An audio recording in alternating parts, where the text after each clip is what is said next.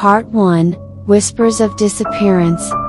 In the heart of the quiet town of Ravensbrook, nestled amidst ancient woods and whispering mist, a sinister aura began to unfurl. It started with the cats.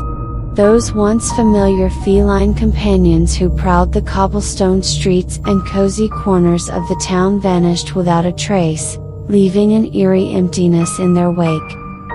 The townsfolk exchanged worried glances, their chatter laced with apprehension. Children's laughter that once echoed through the streets was replaced by hushed murmurs of uncertainty. But what perplexed them even more were the strange remnants that remained behind, a bizarre enigma that sent shivers down their spines. The first chilling discovery was made by young Timmy Harris. As he ventured out one morning to retrieve the newspaper, he stumbled upon the unsettling scene. An abandoned car stood parked by the sidewalk, its window shattered. What caught Timmy's attention, however, were the teeth, large, jagged teeth, embedded in the dented metal as if they had been hurled with unnatural force.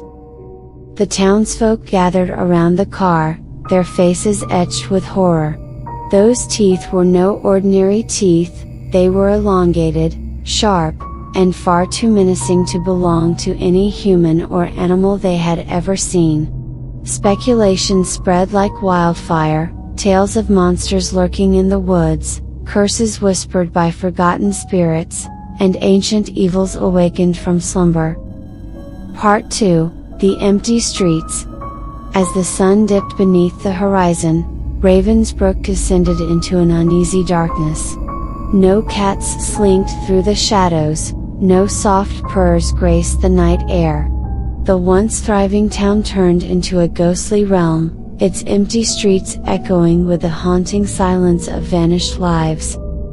Emma Tate, a determined journalist from the nearby city, arrived in Ravensbrook to investigate the unsettling events. Armed with her notepad, camera, and a brave heart, she delved into the unnerving enigma that had gripped the town. With each interview, Emma uncovered a tapestry of fear.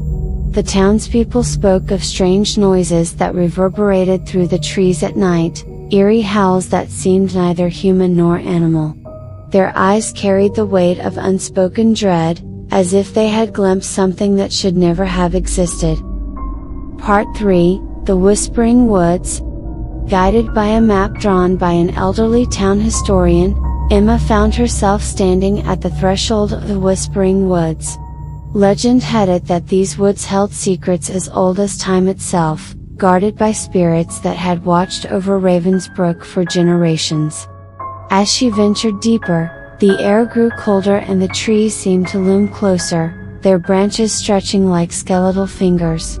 Faint whispers brushed against her ears, like the soft susurration of secrets that longed to be revealed.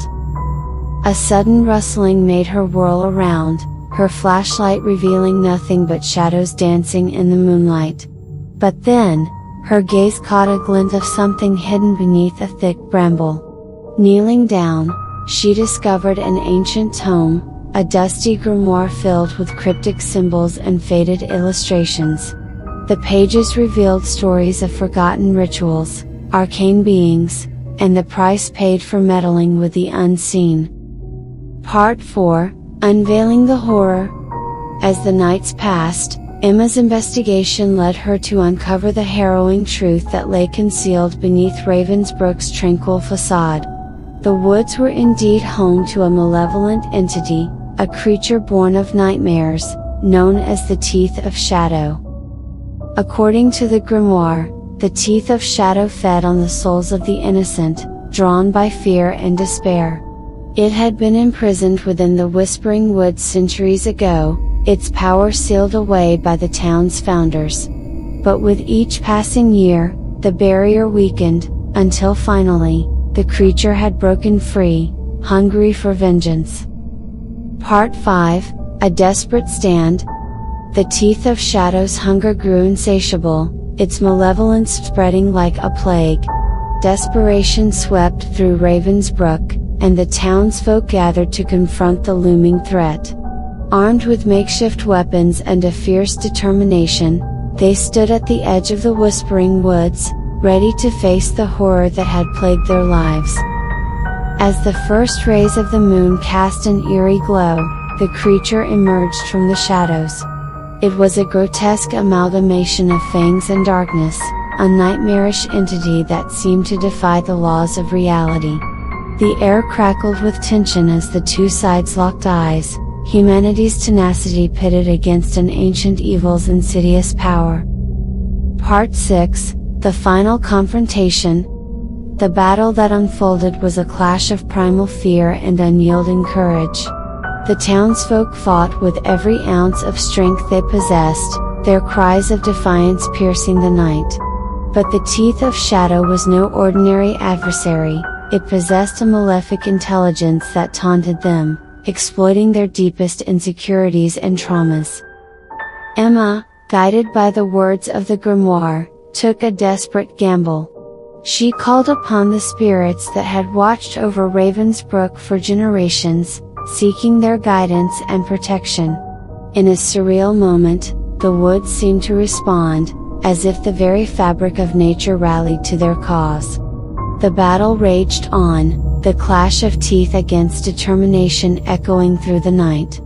And then, as the first light of dawn broke through, a primal howl echoed, shattering the creature's form.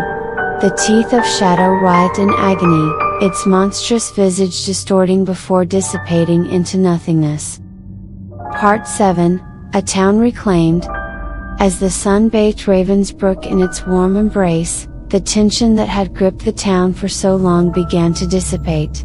Cats returned, cautiously at first, their eyes wary yet curious. The townsfolk exchanged relieved smiles, their spirits gradually mending after the ordeal they had endured.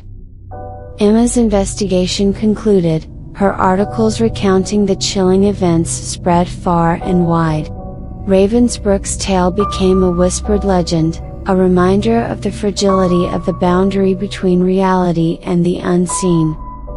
And so, life returned to Ravensbrook, forever changed by the horrors that had befallen it. The town had learned that even in the face of the most nightmarish entities, the strength of the human spirit could endure, lighting the way through the darkest of nights.